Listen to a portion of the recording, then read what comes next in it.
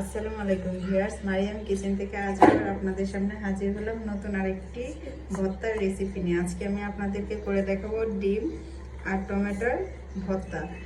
এই ভর্তাটি আপনারা সাদা ভাত, পোলাও এবং খিচুড়ির সাথেও খেতে পারবেন। চলুন তাহলে রেসিপিটি শুরু করি। আমি কড়াইতে এখন 4-5টা শুকনো মরিচ দিয়ে দিচ্ছি। আমি শুকনো মরিচগুলোকে একটু ভেজে নিব।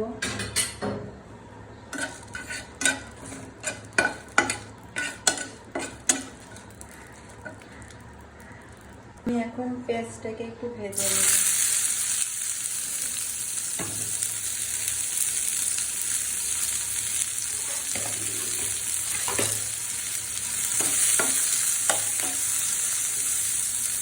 একটু পেঁয়াজের কাঁচা ভাবটা চলে যাবে।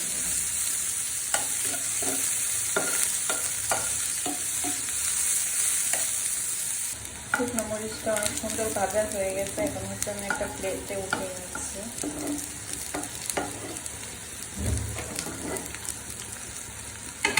পেঁয়াজটাকে আরেকটু ভেজে নেব।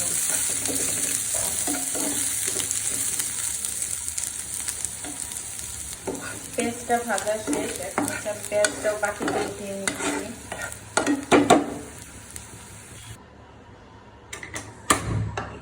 আমি কড়াইতে সামান্য পরিমাণ তেল দিয়ে দিচ্ছি। দিয়ে এখন টমেটো গুলা দিয়ে দিচ্ছি। আমি এখানে পাকা টমেটো গুলা নিচ্ছি, এতে সহজে সিদ্ধ হয়ে যাবে। আমি সামান্য পরিমাণ লবণ দিয়ে দিচ্ছি। দিয়ে আমি ঢাকনা দিয়ে দেব, দিয়ে টমেটোটা সিদ্ধ করে নেব।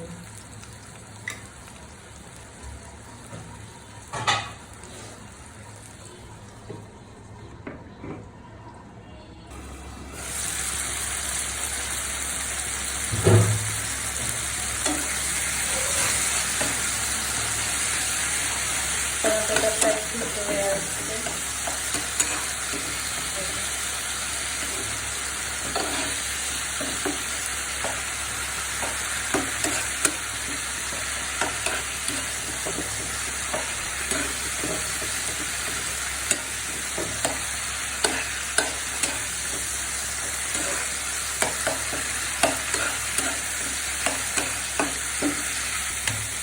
আমি এখন ডিম ফেটে দিয়ে দিলাম। এতে দিয়ে দিব সামান্য পরিমাণ লবণ।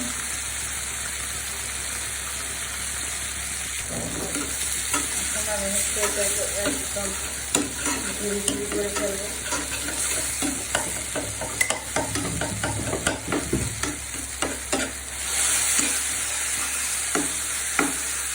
টমেটোর গায়ে যে পানি পানি ভর্তা আছে সেটা একদম পুরো শুকিয়ে ফেলবো।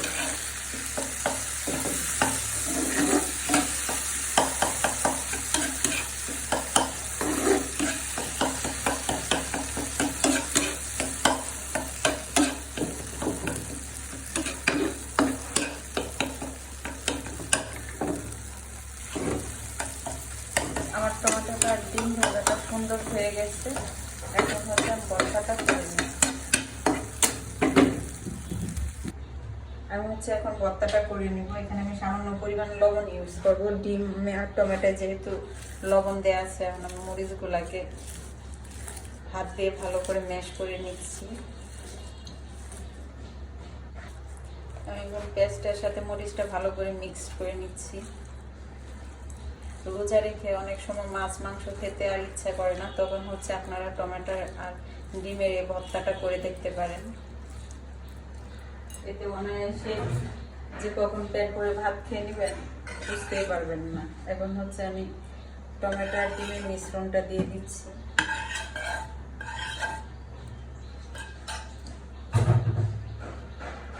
দিয়ে আবার হাতে ভালো করে মিক্সড করে নিচ্ছি সবকটার সাথে।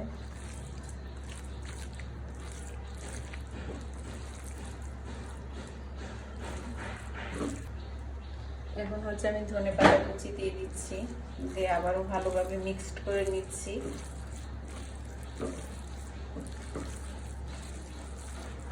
এখন আমি এতে দিয়ে দেব সরিষার তেল। ভর্তায় আসলে সরিষার তেল না হলে ভালোই লাগে না, কারণ সরিষার তেলে অনেক সুন্দর একটা ঘ্রাণ আসে।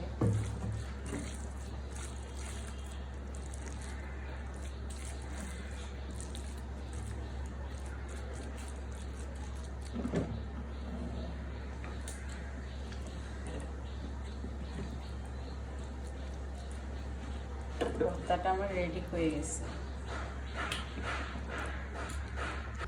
আমার তৈরি হয়ে গেল ডিম টমেটোর ভর্তা। সবাই বাসায় এইভাবে ট্রাই করবেন, কেমন হয়েছে কমেন্টসে জানাবেন।